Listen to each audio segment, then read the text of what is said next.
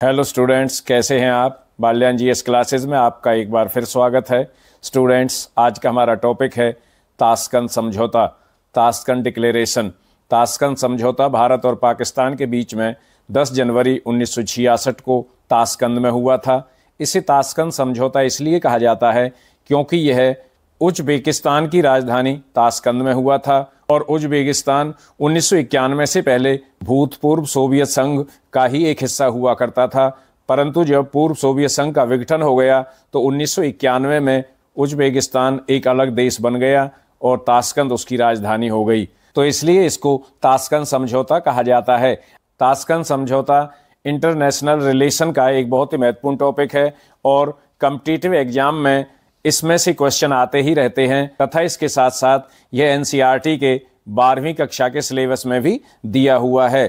तो आज की क्लास में हम ताशकंद समझौता के संबंध में जिन महत्वपूर्ण बिंदुओं पर डिस्कशन करेंगे उनके बारे में मैं आपको बता दूं। नंबर 1, ताशकंद समझौता क्या है। नंबर 2, यह समझौता कब हुआ। नंबर 3, इस समझौते पर हस्ताक्षरकर्ता कौन थे। नंबर 4, ताशकंद समझौते के प्रमुख प्रावधान क्या हैं। तो आइए टॉपिक के सभी महत्वपूर्ण बिंदुओं पर हम एक एक करके डिस्कस करते हैं। ताशकंद समझौता क्या है। 5 अगस्त 1965 से 23 सितंबर 1965 तक भारत और पाकिस्तान के बीच एक युद्ध हुआ जिसे 1965 के भारत पाक युद्ध के नाम से भी जाना जाता है।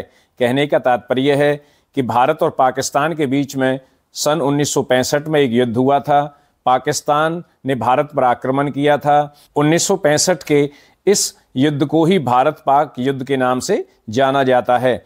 इस युद्ध का अंत संयुक्त राष्ट्र के द्वारा युद्ध विराम की घोषणा के साथ हुआ और ताशकंद में दोनों पक्षों भारत और पाकिस्तान में एक समझौता हुआ।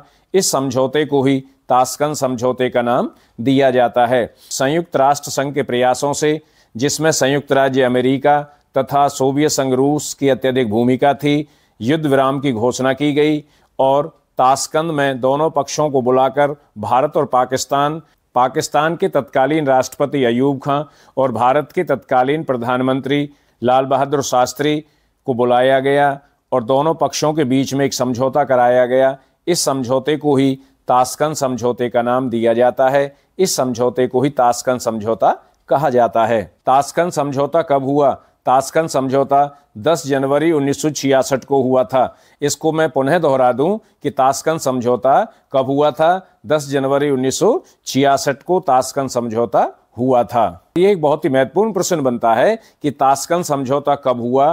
तो इसका आंसर है ताशकंद समझौता 10 जनवरी 1966 को हुआ था। यह समझौता उज़्बेकिस्तान, जो पूर्व सोवियत संघ का एक हिस्सा हुआ करता था, 1991 में जब सोवियत संघ का विघटन हो गया था तो उससे पहले उज़्बेकिस्तान सोवियत संघ रूस का ही हिस्सा हुआ करता था और रूस के विघटन के बाद 1991 के बाद उज़्बेकिस्तान अलग देश बन गया। उज़्बेकिस्तान की राजधानी ताशकंद है। ताशकंद में ये समझौता हुआ था, इसलिए इसे ताशकंद समझौता कहा जाता है। यह भी एक बहुत ही इंपॉर्टेंट क्वेश्चन है कि ताशकंद समझौते को ताशकंद समझौता क्यों कहा जाता है।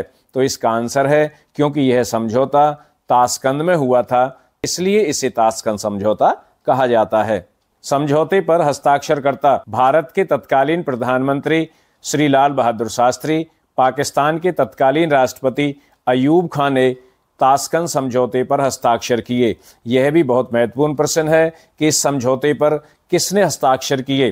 भारत की तरफ से किसने हस्ताक्षर किए तथा पाकिस्तान की तरफ से इस समझौते पर किसने हस्ताक्षर किए। तो भारत की तरफ से उस समय भारत के प्रधानमंत्री श्री लाल बहादुर शास्त्री ने हस्ताक्षर किए और पाकिस्तान की तरफ से तत्कालीन राष्ट्रपति अयूब खां ने ताशकंद समझौते पर हस्ताक्षर किए।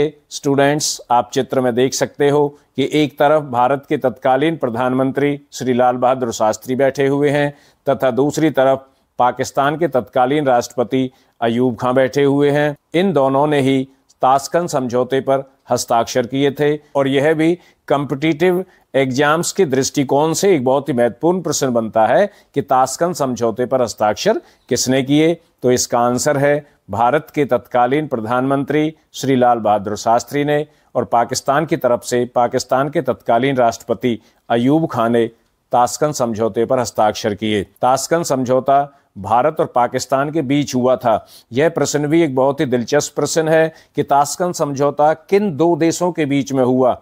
तो हम कह सकते हैं ताशकंद समझौता भारत और पाकिस्तान के बीच में हुआ। और यह भी एक बहुत ही महत्वपूर्ण प्रश्न बन जाता है कि ताशकंद समझौते में मध्यस्थता की भूमिका किसने निभाई। तो ताशकंद समझौते में मध्यस्थता की भूमिका पूर्व सोवियत संघ के तत्कालीन प्रधानमंत्री एलेक्सी कोसिगिन ने निभाई। यानी उस समय पूर्व सोवियत संघ के प्रधानमंत्री कौन थे? एलेक्सी कोसिगिन पूर्व सोवियत संघ के प्रधानमंत्री थे। ताशकंद समझौते, ताशकंद एग्रीमेंट को ताशकंद घोषणा, ताशकंद डिक्लेरेशन के नाम से भी जाना जाता है। आप चित्र में देख सकते हो, ये ताशकंद समझौते का प्रारूप है। ताशकंद घोषणा का नाम इसको दिया गया है और नीचे तारीख लिखी हुई है 10 जनवरी 1966। और दूसरे पेज पर नीचे लिखा हुआ है लाल बहादुर भारत के प्रधानमंत्री, ताशकंद 10 जनवरी 1966। उसके नीचे लिखा हुआ है M.A. खान, मोहम्मद अयूब खान, विदेश मंत्री, पाकिस्तान के राष्ट्रपति। मोहम्मद अयूब खान उस समय पाकिस्तान के राष्ट्रपति थे। समझौते के प्रावधान: भारत और पाकिस्तान शक्ति का प्रयोग नहीं करेंगे और अपने अपने झगड़ों को शांतिपूर्ण ढंग से हल करेंगे। इसमें दिया गया है कि भारत और पाकिस्तान दोनों देश बल प्रयोग नहीं करेंगे, शक्ति का प्रयोग नहीं करेंगे और अपने अपने झगड़ों को, अपने विवादों को, अपने मतभेदों को शांतिपूर्ण ढंग से हल करेंगे, अपने विवादों को शांतिपूर्ण ढंग से सुलझाएंगे। दोनों देश 25 फरवरी 1966 तक अपनी सेनाओं को 5 अगस्त 1965 की स्थिति तक सीमा पर पीछे हटा लेंगे। दोनों देशों में यह सहमति बनी कि दोनों देश अपनी सेनाओं को 5 अगस्त 1965 में दोनों देशों की सेनाएं जहां थी वहां पीछे ले जाएंगे, अपनी सेनाओं को हटा लेंगे। लेकिन किस तारीख तक हटा लेंगे? 25 फरवरी 1966 तक। यानी दोनों देशों में यह सहमति बनी कि 25 फरवरी 1966 तक दोनों देशों की सेनाएं उस स्थान पर चली जाएंगी जिस स्थान पर 5 अगस्त 1965 को थी। दोनों देश, भारत और पाकिस्तान, एक दूसरे के आंतरिक मामलों में हस्तक्षेप नहीं करेंगे। दोनों देशों में यह सहमति बनी कि दोनों ही देश, भारत और पाकिस्तान, एक दूसरे के आंतरिक मामलों में हस्तक्षेप नहीं करेंगे। दोनों देश एक दूसरे के विरुद्ध दुष्प्रचार नहीं करेंगे तथा सकारात्मक प्रचार का कार्य फिर से सुचारू रूप से कर दिया जाएगा। यानी दोनों देश एक दूसरे के विरुद्ध दुष्प्रचार नहीं करेंगे और सकारात्मक प्रचार किया जाएगा। सकारात्मक प्रचार सुचारू रूप से शुरू कर दिया जाएगा।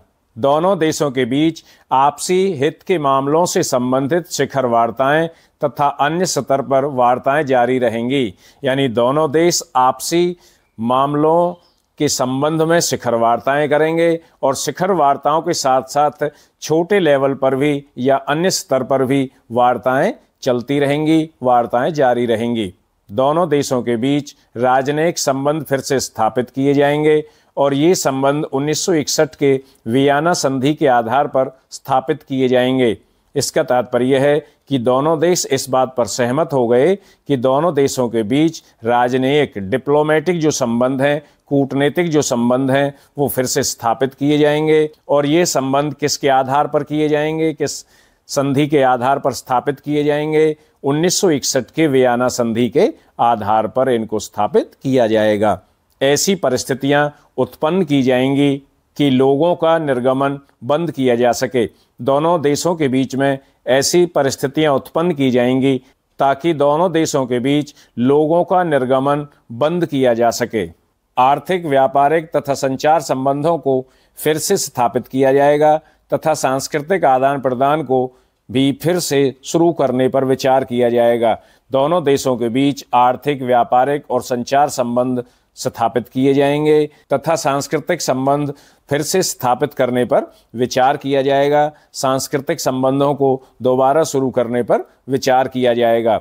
शरणार्थियों की समस्याओं तथा अवैध प्रवासियों के प्रश्न पर विचार विमर्श जारी रखा जाएगा तथा हाल के संघर्ष में जब्त की गई एक दूसरे की संपत्ति को लौटाने के प्रश्न पर विचार किया जाएगा। शरणार्थियों की समस्याओं पर विचार विमर्श किया जाएगा। अवैध प्रवासियों के प्रश्न पर भी विचार किया जाएगा। इन समस्याओं को हल किया जाएगा। शरणार्थियों से संबंधित तथा अवैध प्रवासियों से संबंधित जो समस्याएं हैं उनका समाधान किया जाएगा। तथा हाल ही के संघर्ष में भारत और पाकिस्तान के 1965 के युद्ध के संघर्ष के संबंध में जब्त की गई एक दूसरे की संपत्ति को लौटाने के प्रश्न पर विचार किया जाएगा। इस संघर्ष में एक दूसरे देश के नागरिकों की संपत्ति को जब्त किया गया था, तो जो संपत्ति जब्त कर ली गई थी उस संपत्ति को लौटाने के प्रश्न पर भी, संपत्ति लौटाई जाए या नहीं लौटाई जाए, कितनी संपत्ति को वापस किया जाए या वापस नहीं किया जाए, इन प्रश्नों पर भी विचार विमर्श किया जाएगा।